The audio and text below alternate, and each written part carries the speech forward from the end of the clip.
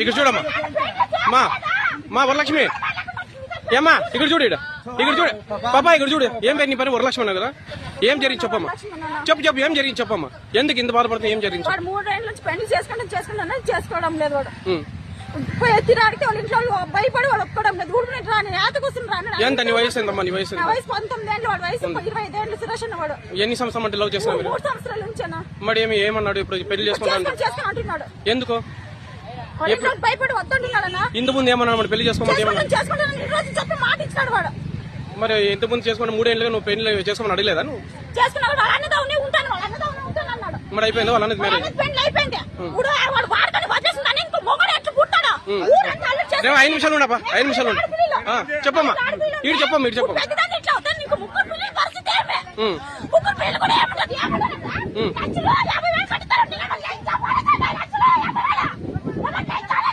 ఇక్కడ చూడమ్మా అరిస్తే సమస్య రాదు ఏం చెప్పు సమస్య ఇప్పుడు ఏమి మా పిల్లలు ఏం కావాలి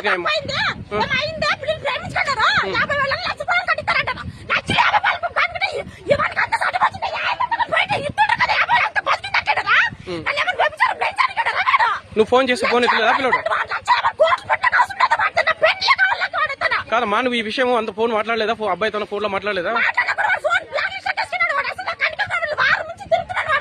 ఈ రోజు వచ్చినాడు ఈ రోజు కనిపించినాడా సరే సార్ వాళ్ళతో కలిసినావా పెద్ద సార్ వాళ్ళతో కలిసామమ్మా ఏఎస్ఐ సార్తోనా మా ఇక్కడ చూడు ఇక్కడ కాదమ్మా గుమ్మగట్ల ఎస్ఐ సార్తో అందరితో కలిసావా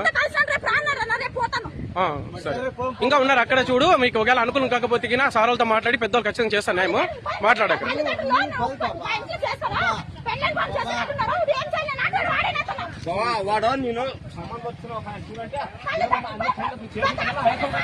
సరే ఇది పూలకుంటలో ఈ అమ్మాయి పేరు ఇక్కడ మాట్లాడుతున్న అమ్మాయి పేరు వరలక్ష్మి